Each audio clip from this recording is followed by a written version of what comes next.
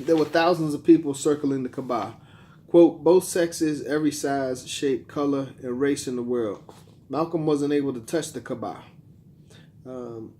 He got real close, though. Malcolm drank from the well of Zemzem and traveled between the two hills like Hagar and Ishmael in the Bible, and said the prayer, quote, there's no God but Allah. He has no partner. His are authority and praise. Good emanates from him, and he has power over all things, end quote. Malcolm finished the Hiram and cast the 7 stones at the devil.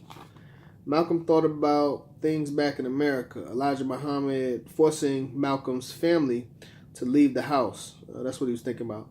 He says, quote, I only knew what I had left in America and how it contrasted what I found in the Muslim world, end quote. When Malcolm was asked what impressed him most about Hajj, he says, quote, the brotherhood, the people of all races, colors, from all over the world coming together as one. It has proved to me the power of the one God, end quote.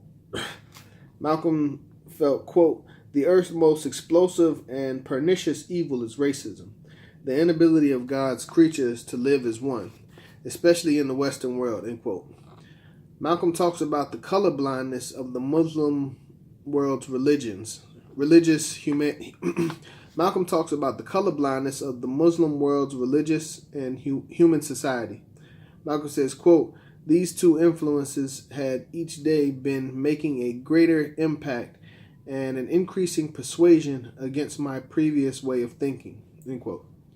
Malcolm wrote a letter to Betty to let her know his thoughts. He says, quote, I know that she would see what I see, that in the land of Muhammad, in the land of Abraham, I had been blessed by Allah with a new insight into the true religion of Islam and a better understanding of America's entire racial dilemma, end quote. Malcolm wrote similar letters to his sister Ella, Dr. Shawarbi, and Wallace Muhammad. Wallace believed, quote, the only possible salvation for the Nation of Islam would be its accepting and projecting a better understanding of Orthodox Islam. Malcolm mentions that his whole life was a chronicle of changes. Malcolm writes, quote, never have I witnessed such sincere hospitality and the overwhelming spirit of true brotherhood as practiced by people of all colors and races here in the ancient Holy Land, the home of Abraham, Muhammad, and all of the prophets of the Holy Scriptures, end quote.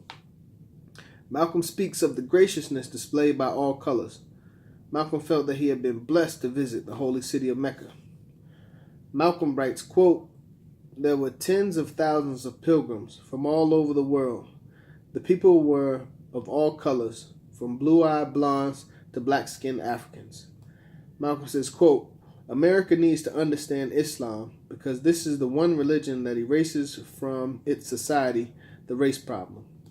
He continues, quote, you may be shocked by these words coming from me, but on this pilgrimage, what I have seen and experienced has forced me to rearrange much of my thought patterns previously held and to toss aside some of my previous conclusions. Malcolm says, quote, he has, quote, always been a man who tries to face facts and to accept the reality of life as new experience and new knowledge unfolds it, end quote. He felt keeping an open mind was a necessity in an intellectual search for truth. Malcolm felt the same love from white Muslims as he received from African Muslims, Nigeria, Ghana, and Sudan. These are countries that he talks about. The honor of a United Nations diplomat giving his hotel suite. Malcolm was a state guest of Jeddah. They treated him like a king in Mecca, and he signed his letter, El Hajj Malik, El Shabazz, in parentheses, Malcolm X. And that's the end of chapter 17. If you like what you heard, make sure you share this video. Comment if you dislike what I said. Read the book for yourself. Read the chapter for yourself. Donate to MalcolmXFoundation.org. Thank you for listening. Thank you for sharing. And I'll see y'all in chapter 18 next. Assalamu alaikum.